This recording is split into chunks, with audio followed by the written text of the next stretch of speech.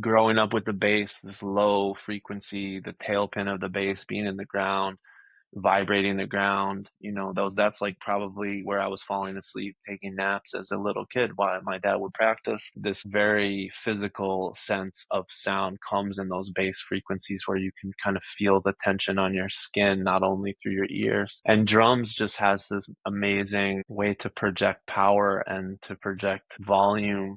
Doesn't get more physical than just picking up something and striking something. And I think that sound essentially is movement. So it starts as movement.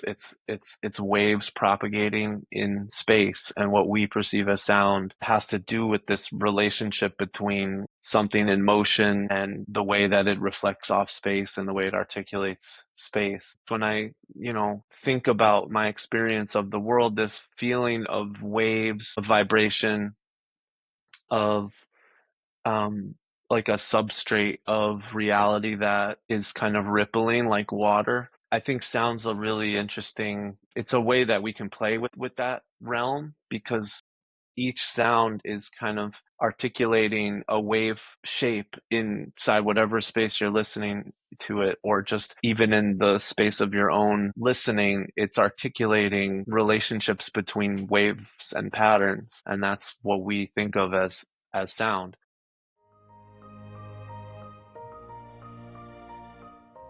Hi, friends. Welcome to another episode of To Hum is Human, the podcast where we explore the transformative power of tuning into our intuition to express our passionate purpose. I'm your host, Donna Bell, and today we will delve into the sound of purpose, discovering your true path through your inner hum. Because when you trust your inner wisdom, you align with your soul's path. And I am so excited about my guest today. We are joined by composer and filmmaker Jake Meginsky. He is a New Music USA Award winner and Massachusetts Cultural Council Fellow in both music and film. He has collaborated and performed with an extraordinary range of musicians, including Milford Graves, Alvin Lucier, Kim Gordon, Greg Kelly, Bob Rainey, Thurston Moore, William Parker, and Bill Nace, among many others. His work has been presented widely and internationally, including at the Institute of Contemporary Art in London, the South by Southwest Film Festival, the Click Festival in Copenhagen, the Duolon Museum of Modern Art in Shanghai, the Lincoln Center, the Guggenheim Vision Festival, Museum of Arts and Design, the MIT Center for Art, Science, and Technology, and the Mead Museum of Art here in Amherst, Massachusetts, among many other national and international venues. Jake has been reviewed extensively in leading contemporary music, art, and culture publications worldwide. He frequently collaborates with choreographers, and in 2018, he directed and produced the award-winning feature film Milford Graves' Full Mantis, which the New York Times called the film a stunning documentary. Jake is currently a dance musician at Smith College in Northampton, Massachusetts, and has had previous appointments at Bennington College, Amherst College, Mount Holyoke College, and the American Dance Festival. Welcome, Jake. Thanks, Donabelle. Thanks for having me. Oh my gosh, it's kind of a thrill for me to be talking with you, especially about this subject today. Now, you are quite the fixture in the sonic realm, both locally and beyond. And I've experienced several of your live shows, which were really mind-blowing. Jake, you've said, I resonate with the idea that music is coming from somewhere else or maybe growing through us. When did you first come to the realization? Can you tell us about a particular experience that clearly led you to play and experiment with sound? That's a good question. I'm not quite sure I can pinpoint a particular time, a particular moment, but I think, I think there's a journey that I am on, and I think many artists have this experience. My father's a musician. There was music in my house. I wouldn't say I was expected to be a musician, but there was a lot of access, and there was a lot of musicians in my family. So I gravitated towards that. And when you first gravitate towards learning music, the technical side, at least from my own perception, it's very amplified, meaning to learn to play an instrument is to learn to practice and to learn to get your small muscles to start doing things that they don't normally do. And then trying to kind of get there, I think can often lead a young person to think that that's what it is, that to play an instrument, to have other people respect you,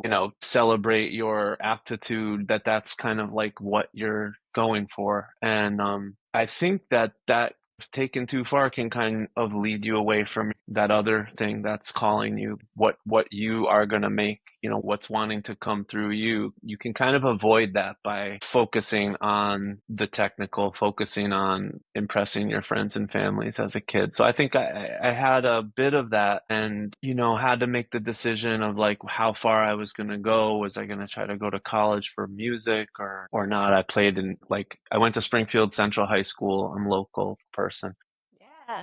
and it was competitive jazz band, so that, like, I think that's what I'm kind of like going around. There was like a competitiveness that was inherent in my first experiences with music that I had to kind of learn to thaw out from, to even get to the point where could even be listening to something that was trying to come through me or come out, that had never existed in the world before, or that seemed like it was connected to my own personal interests and journey. So, I think luckily moving up here to Western Mass, Northampton area after high school, I think the creative ecosystem at the time, which had a lot of improvisation, a lot of experimental music, that was kind of the norm, so everyone that I met was meeting musically in this way where anything could happen, that I wasn't meeting people who were saying, here's my song, I want you to play this. It was more like, let's see what happens. And Mm. being in the area, being young and being surrounded by that, and then also the programming that was going on at the time was like um, Michael Eilers,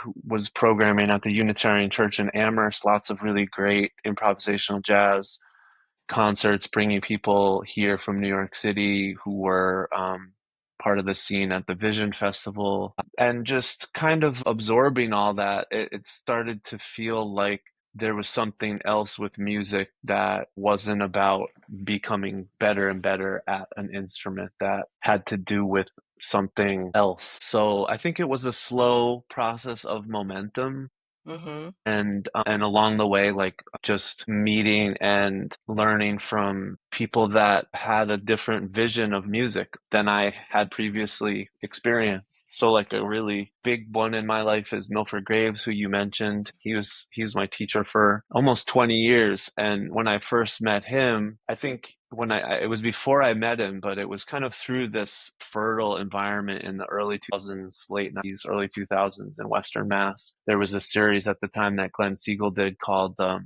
Magic Triangle, and Mm. it was UMass Fine Arts Center shows, and there was this one season that had all solos and duos, and he brought Milford Graves up to the Fine Arts Center to play a solo. And I went with my drum teacher at the time, another big, huge part of my life and a huge part of Western Mass percussion culture, Joe Platts, who no longer lives in the community but made drums and taught here for many, many years in Hadley. And a bunch of other drummers and friends went to this show, and the lights turn down, you're in the Fine Arts Center. It's like a proscenium theater. It's meant to kind of present music in a pretty typical way, where the audience kind of stays quiet and perceives the music. And at the end, you usually get a nice clap. But this was like a completely different experience. It was, Milford came down in the crowd. He was picking people up out of the crowd, bringing them on stage, carrying them, playing drums, playing Wow. sustained tones. And when the lights came up, I remember my friends and I, we were like, we weren't talking about how good the music were. We were talking about, is your heart beating faster? Like, you look really flushed. There was all this kind of Mm. physical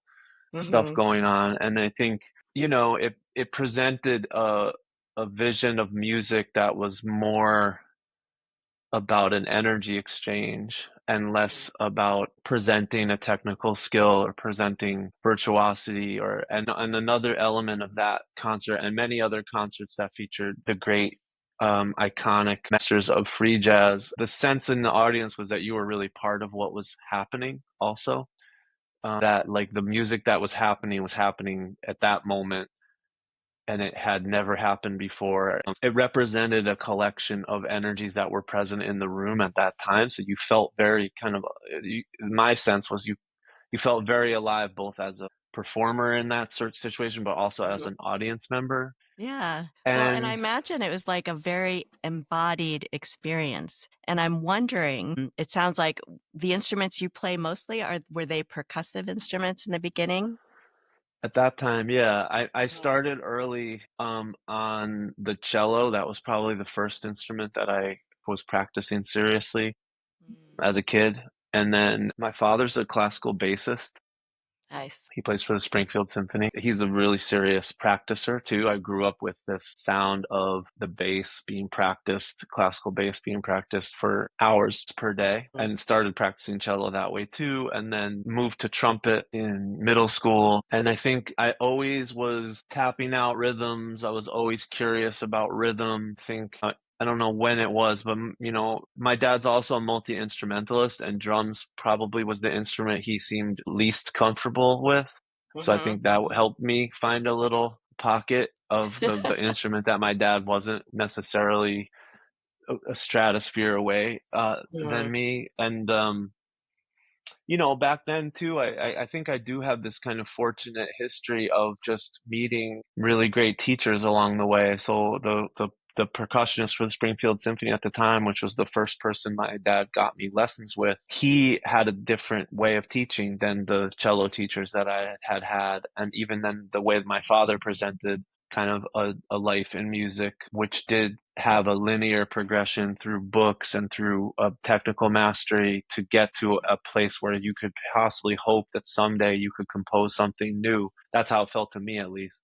But Michael Kars, who was the percussionist in Springfield Symphony, he lived close by in the Forest Park neighborhood in Springfield in an apartment just filled with percussion instruments, Mm. single guy, smoking cigarettes. And his thing was just like about he was much more excited when I wrote something that I cared about than when I was able to do an exercise. And I think that stuck with me a little bit. And I think there was also like just the fact of being in drums inside a Western classical landscape, you're kind of left alone more than other Mhm. instruments, especially in this competitive band situation that I'm talking about, where the band director is concerned about everyone being in tune and drilling things. And as long as the drummer sounds okay, they often don't even check if you're playing what's written unless it's like a percussion centric part, especially in competitive jazz in high school. You can basically choose your own cymbals, make up your own part. So there's this kind of slow awakening of a compositional or making something sensibility that I think was creeping in there just by being fortunate enough to meet grown-ups at the time who celebrated that, even if they weren't in my own family or in my own circle. I did always kind of hold that. And I think like you mentioned the physical, and I think drums and bass are two of those places where that part of music can be most pronounced, that kind of like place where music or sound and touch meet.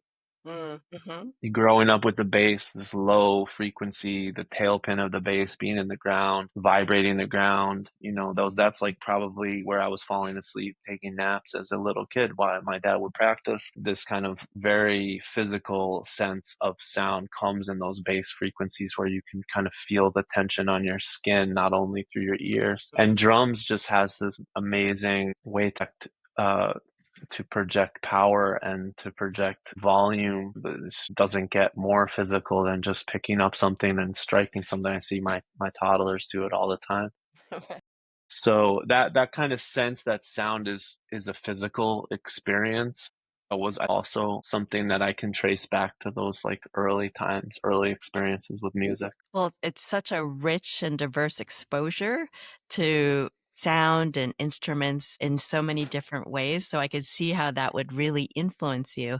And I'm curious about the composing aspect because when you're talking or working with your one of your teachers and they were really interested about your composing. When you're composing sound for a piece, how do you distinguish between what your mind wants to create and what your intuition or spiritual sense is guiding you to create? Are there moments where the two feel at odds, and how do you navigate that tension? I was thinking about this recently just because I had a week for spring break where I was like trying to catch up on a bunch of composing commissions and yeah, having those experiences of like feeling blocked or feeling like what's coming out wasn't, and just kind of examining what that is. And I think, more and more over the years, I kind of turned to just showing up in the studio and just making things and kind of having a devoted amount of time that I do that every day. And now that I have small toddlers, again, that time is very precious because I don't wake up and think, maybe I'll do this now, maybe I'll do it later. It's like I have a couple hours at the end of the night after kids go to sleep. And I think, you know, the times where I've been able to do something that I do feel is connected in that way, they often come from long periods of just studio practice where lots of things are being made. Sometimes the process just happens and other times it doesn't. And I don't know that I necessarily feel like I have that much control over how that is, but I can kind of show up over and over again. I was thinking about this today, maybe is in the last couple of days, but there was a time when I was at Bennington where I worked with a choreographer named Susan Scorbati who did this improvisational practice called emergent improvisation. And she was really collaborating a lot with scientists and especially evolutionary biologists and neuroscientists, people that worked with systems, emergent systems, like very complex emergent systems like the brain or like an ecosystem. And we would tour and meet with scientists essentially and kind of show what we did, and they would talk about what they did, and then we would come up with ways to kind of play together, come up with scores or forms that were based on the work they were doing. And there was a neuroscientist named Gerald Edelman, I believe, and I think he got his Nobel Prize around the immune system. What he discovered was that the the cells, the attacking cells, the T cells, um, they were they were already in a myriad different kinds of shapes. And what would happen when there was a pathogen was like but there was like some experimentation, but the right shape that was like the closest fit would come and neutralize, and then that shape would get propagated. But it wasn't that the cells would kind of improvise in the moment. It was that there was such a vast amount of creativity around all the shapes that were present in the body that the way inoculation worked or the way an immunization would work is that that shape then gets propagated. So it made me think of kind of like that what I'm doing, I'm making all these different things. I don't really know what they're for. I'm trying to stay present, be playful, and then I get a commission and someone talks to me, oh, this piece, I'm thinking this and this and this, and I kind of have a memory of some place I was with my materials Hmm. that seems like it could be the right way. But without that practice, it's almost like very hard to get to those kind of meaningful things that really mean something to me. I could really, as far as like a composition commission. Well, being an artist, I think showing up is really half the battle. You have to have a studio practice in order to be receptive to anything that's possible. And I think you're right. When you're sort of starting out from nothing, you're just making it harder for yourself, for sure. Yeah, and I think those things that are meaningful, they have a way of just creeping in. The sublime has a way of creeping into the mundane. I think the process can be so dynamic that sometimes for me it's just like, let me focus on this one thing that I need to do with this 2 hour period. Let me record that sound onto this tape. And then rather than thinking about a more broad idea, just focusing on what's something doable in the moment. And then I think the collection of those things kind of invites something in. And then I do think there's another aspect. We all go through our day and there's little things that we see and mundane things that we have to keep in our head that have to do with just surviving and lots of other parts of life. And then there's often some stuff that's deeper that you pay attention to once in a while. And there's like stuff that's really, for me at least, like I only can sense it a little bit I kind of sense it from in the corner, and I think sometimes making things, at least making new things, is kind of a process of like finding that space and Mm, moving it over and over till I can see it more clearly, because it's like a strong feeling, but I don't really know what it is. That's kind of what's also exciting about it, that it seems to be asking for it. mm, And like I said, sometimes that thing can just come into the forefront, and other times it just feels like chasing and chasing, you mm. know? Yes. Well, it seems like there is this flow and it could trickle or it could be quite immediate. And I'm curious, what would you call that sensing? Would you call that intuition? Yeah, I mean, I think intuition makes sense. I think to me, I think I may think of it more just like in a sense of listening. You know, how you could be talking to someone at a party and you sense there's something really important happening here, but you can't hear, even though you do hear it, the sounds are hitting your eardrum and moving, but you're not able to take that lens of perception and move it to this other sound or conversation. It's kind of like that sense of deep listening. The composer Pauline Oliveros had a practice called deep listening, and it really had to do with inviting more and more of the soundscape into that perceptual framework. So you Mhm, start and you're paying attention, you sit down by the traffic and you hear the traffic and you say, I'm here to hear the traffic. And that means, maybe if an airplane comes, it's like getting in your way, and that's kind of noise, and the traffic is the signal. And Pauline's thing was to kind of expand that sphere of awareness so that you're kind of including everything that's in the soundscape in your listening. mm, And I think it can be a bit of that, like just expanding your sphere of awareness mm. to places that you don't normally bring attention to. Absolutely, because it's almost like a state of mindfulness when you're really wanting to become present in whatever situation you're in and not having any idea of projecting anything, just receiving something. How do you see the relationship between sound, movement, and what you call the spirit of space when you create?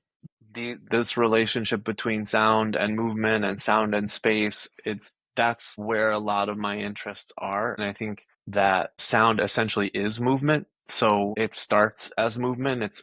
It's waves propagating in space. And what we perceive as sound has to do with this relationship between something in motion and the way that it reflects off space and the way it articulates space. And I think it does seem to me, at least when I think about my experience of the world, this feeling of waves, of vibration, of um, like a substrate of reality that is kind of rippling like water. I think sounds a really interesting. It's a way that we can play with that realm, because Hmm.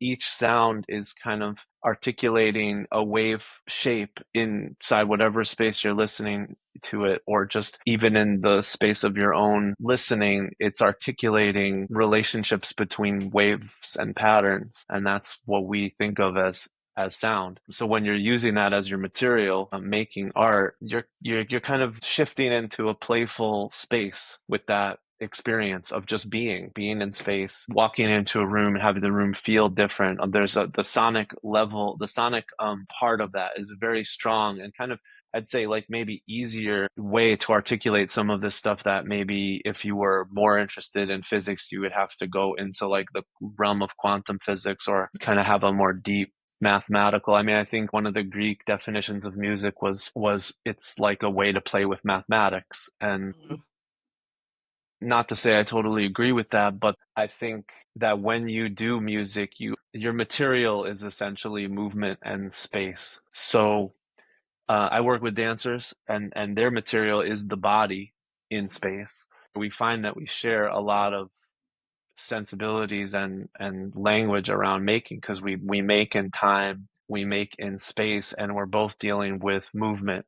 So that's been a really valuable part of my career, that have so much of my musical life, is my professional musical life right now at Smith, is just spent in dialogue with dancers. So we often find we have ways of talking about what we do that when you take them out of like the musical field, like let's say like an idea like counterpoint or counterpuntal motion, and you apply that to two bodies in motion, there's just a lot of resonance there. It's so dynamic and so much a collaboration because it's almost like you can't not work with the dancer as you're working with the music. I mean, there's such a relationship and a cohesion together as you're going. When you are creating a piece, and you've spoken about this sort of urge or this pressure building to start a project, which I find curious. Can you give us some insight into what that looks like? That's just the way I experience it. Um I think that does have to do with this feeling of something calling you, something calling your attention, something asking you to listen to it. I'm gonna be 50 soon, and it's like I've been working in art for a while, and I think there's as many ways to make new things as there are artists. I've met people who feel like it's more of a revelatory process, like they receive something and it's kind of fully formed. It may come in a dream, and their process is getting this thing that they're thinking about out, where I don't have that at all.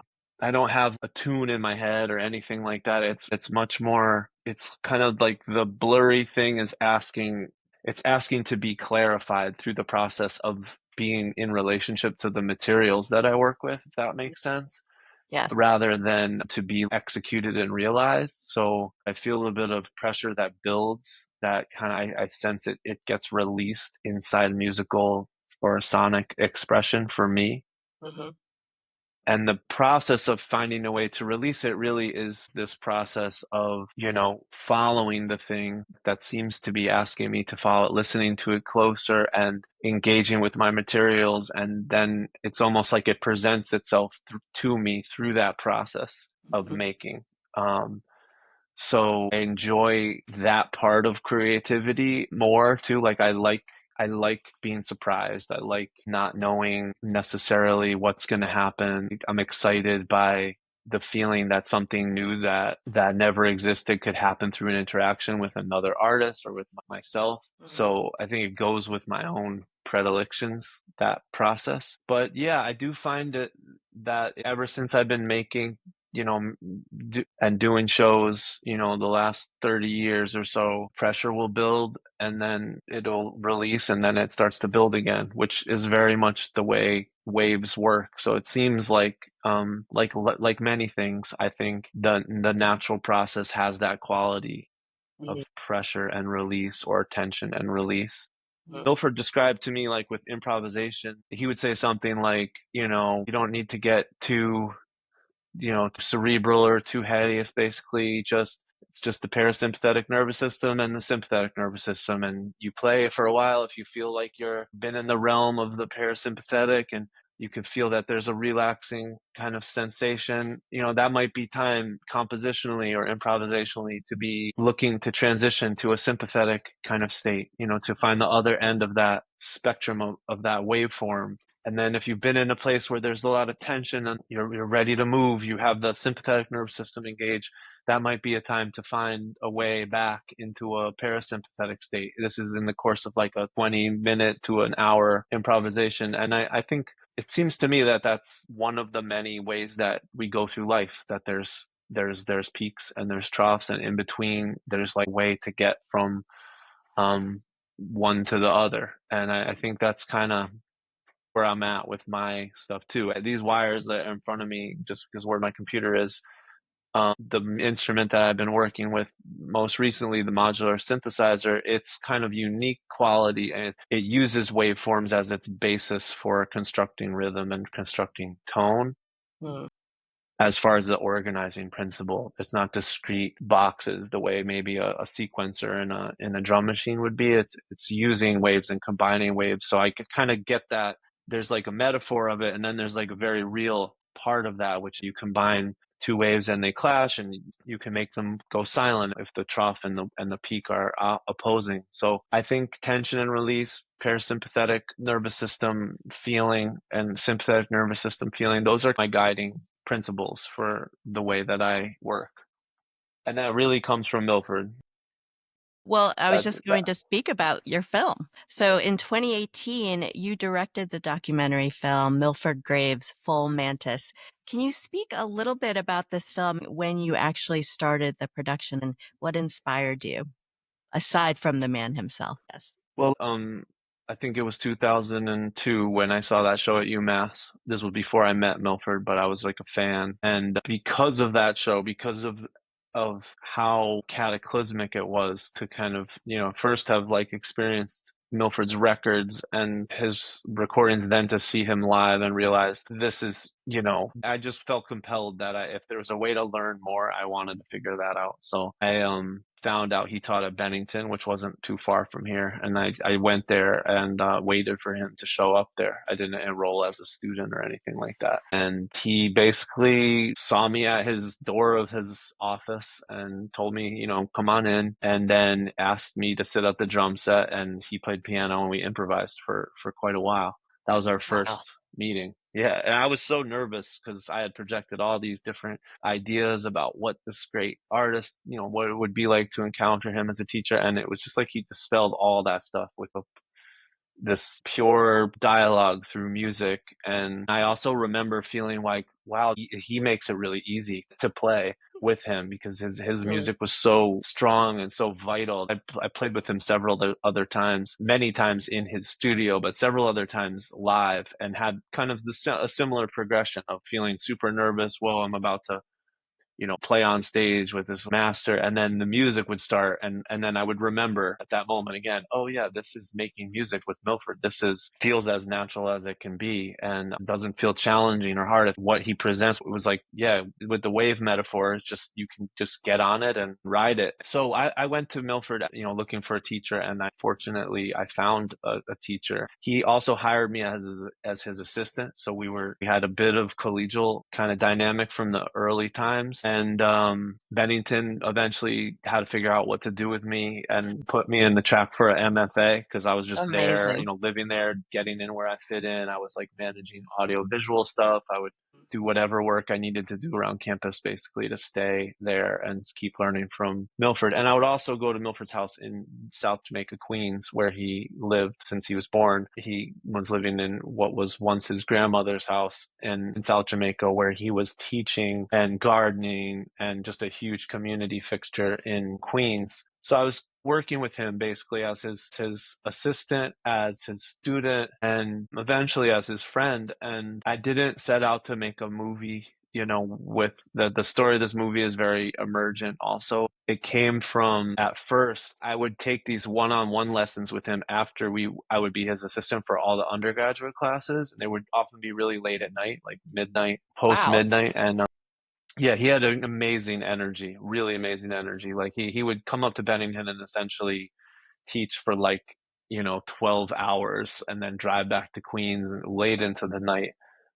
So, I asked him if I could record our conversations because this was a different type of teaching than I had ever experienced. Sometimes we would talk, sometimes we would do Yara, his martial art, sometimes we would play, sometimes he would show me something that he was working on the computer with his lab view and his heartbeat sonifications. And I was kind of like, I knew everything was so powerful, but it was so much information for me as like a, mid-20s. I felt like I needed to record it to be able to reflect and analyze later. So I asked him if I could do that. So some of the earliest material in Full Mantis, this film that you mentioned, come from those tapes and those DAT tapes and stuff that just were me recording our lessons and recording our conversations. And then, over the years, he would ask me to help with different things since I had access to the audiovisual materials at Bennington. Like he had a lecture early on at Harvard about gardening, and he asked me to make a short presentation that had to do with his garden. He asked me to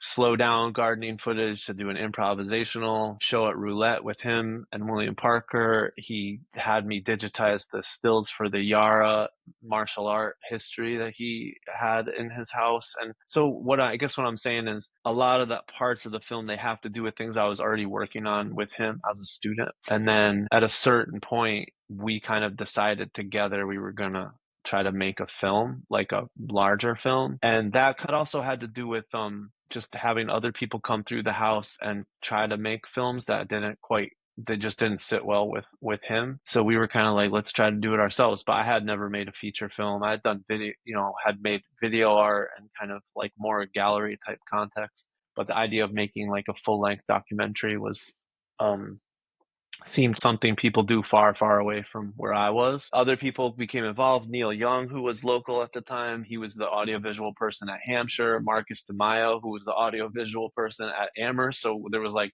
it was all DIY, no budget, but we had access to some of these equipment cages Uh-huh. at the Hmm. colleges, especially during the summer when students weren't around.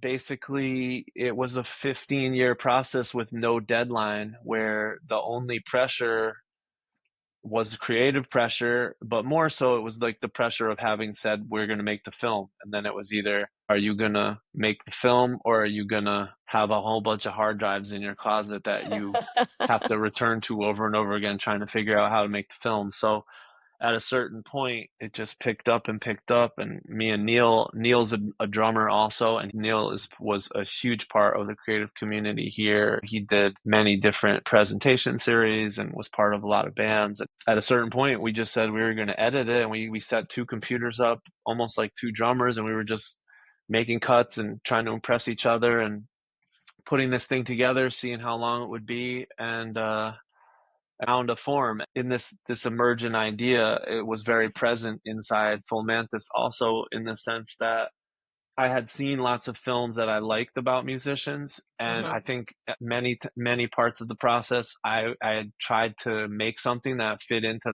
those molds, and basically got thrown to the concrete every time, and it just never worked properly until the form that needed to happen for this film kind of emerged. And that was a process of watching and listening and noticing that it wasn't right. And many times feeling like, wow, I'm not going to figure this out, and having someone's legacy and someone's life essentially and trust to be part of that was daunting at times. Ultimately, it was really a film that had to do with me reflecting back to my great teacher, the lessons that were most resonant for me, and a little bit in there of wanting to show him that I was listening to him all the time, and that basically the way he taught me about art making wasn't just the subject of the film, but it was also like the way the film had to be made ultimately. What I often say is, you could look at Milford Graves' Full Mantis, this film about this amazing drummer's creative process, and find instances in the film where he discusses things like polyrhythm. And you could also look at the formal quality of the film, and you could find polyrhythm in the way the film is made. And that goes for almost all the subjects, the parasympathetic and sympathetic thing, which he articulates really clearly in the film about teaching yourself to cry and where sound lives in the face. You could go through the film and look for that dialogue between the parasympathetic and the sympathetic sensation in the film and the formal part of the film. So the film ultimately became a lesson. The lessons he gave me were the lessons that I ultimately had to turn to figure the film out. So it was like this great experience where I got to kind of, and then the beautiful part of that film was it took 15 years, meaning from the first time I recorded till the end. But that wasn't 15 years of saying or making a film. It was like the last couple of years. But I got to show him the film. And when I showed him the film, I was looking for basically permission to enter it into festivals. And, he just at the end looked at me and said, well, that's me on the screen and that's what I do. So, and we did enter, and we did have this wonderful journey with the film where he got to be in the theater and see the film with other people and have lots of talkbacks. So I got to have this amazing experience with him before he passed. He passed in February of 2021, where for a couple of years, I got to go on this journey with the film and with my great teacher and share these lessons with so many people around the world, and continue to learn in that process this new dynamic of like a filmmaker and a subject, which was a new dynamic for us. Yes. So yeah, long-term process, and basically like a labor of love always, that just gained momentum over time. I mean, what an incredible tribute to your mentor who was so equally generous based on your experience of just first meeting him and having him allow you to come into his office and then just start improvising. How magical and so present that moment must have Mm. been for you with him. And how amazing that he was able to experience the whole evolution of that film. and then to be with you in sharing the film must have been really profound. It really was, and I mean, if you see the film, that generosity is present towards the audience. Like he really talks about the way he thinks about living and drumming and gardening and life in his characteristic, uh, just extremely generous and open-hearted way. And I think that the film really tries to put the viewer in that place to receive that full generosity. Mm. And what a teaching lesson for you. Now you've now have a film under your belt, in addition to all the other things you've accumulated in your experience and learning. What would you say to an aspiring composer or filmmaker about working in this creative state or ways to tap in differently? I would just say keep making things, and yeah, keep making things. And I think I'd just leave it at that. Just keep making things all the time. And I guess there's something in there of the reason to make things isn't because people necessarily are going to care about them. That like that at some point you have to find a different reason. Exactly. And so if you're not there yet, like there is one for you, but that if you're making things because you want to impress anyone, or that's not going to be where the thing comes from that keeps you making things over a long period of time. Mm, mm. So what I also loved and heard throughout this whole conversation is the amount of play that you incorporate into the work. I mean, there's a certain element of play and openness that helps make you receptive when you're not pressuring yourself to produce or to create Yeah, I an think that's audience. huge. Totally. Playfulness is it's the best way to start anything. Playfulness and humor. I think especially when you go to school for like making things, for going to school for art, or going to school for music, or doing something creative. Um, the way school is set up is people get really good at like asking questions, and not that there's anything wrong with that, like kind of being in touch with your questioning self, your intelligence, your analytical self. It's not to knock that, but that I think for me at least, learning to get into a different kind of stance with the material where you're starting to recognize that it has questions of you, and you can kind of be there to do what it says rather than trying to figure out exactly what it is. I've found a more richer process in that kind of position with the material rather than the analytical part. And not to say that the analytical part is not valuable. I think that what I find is when it gets too much in the way, or it's happening at the same time as the other part, that you can be like on the highway with your foot on the gas and your foot on the brake, and your foot on the gas and your foot on the brake, where sometimes you need to just open up and let it come, and and see what's there when you're not trying to ask it what it is and what it wants to be, and when it's kind of starting to tell you what it is. Yeah. Roll down the window and look at the view while you're driving. Yeah, yeah, take a deep breath, no doubt. Take a deep breath. What's next for you, Jake? Is there anything exciting you have on the horizon that you're particularly excited about? I've been kind of excited about taking this way of making sound, modular synthesis, which I've done a couple tours with soloing, and moving into kind of more collaborative improvisation with other musicians. This summer, there's a new art institute in London that focuses on like ecology and biodiversity and art, and they're going to feature some of the short films I made on Milford. Wow. I made a bunch of shorts, some with my partner Sarah during Milford's last couple of years. One focuses on his last summer in his garden. They're going to show that. And I think I'm going to make something new for this more gallery type films on loop situation this summer. And I've really been enjoying these last couple of summers being a musician in residence at Bates Dance Festival, where I get to meet a lot of dancers working in the field. One of whom I worked with last year, Kendra Portier. We're working on a new evening length thing, and this summer I'll be working with Shayla V, who was a dancer at Smith a while back and now part of Bill T. Jones' company. Also, I get to meet a lot of musicians who work with dancers, which is really fun, and we do a musicians concert. And yeah, working on a new record with another Milford student, Ben Hall, who was at Bennington when I was there, making new stuff. And yeah, just getting deeper into this process with this new instrument that I've been working on. Amazing. It sounds like you're definitely in the flow of this wave, whatever's happening, just so many opportunities. And I just love all the different modalities that you work in to really just express this part of you in so many ways. It's been such a fascinating conversation today. I really enjoyed learning about your creative process and how you're really intuitively guided in your work. There's such an incredible pull and draw that, you just trust and you just go with it. And it's so beautiful what happens when you do that. So thank you so much again for joining me today. And I look forward to seeing more of your work out in the world. Thanks so much, Donabelle. Thanks for being here. I hope something from today's conversation stayed with you or gave you a new way to look at things. That awareness, that pause, that's where things start to shift. If you enjoyed this episode, please subscribe, leave a review, or share it with someone who might need it.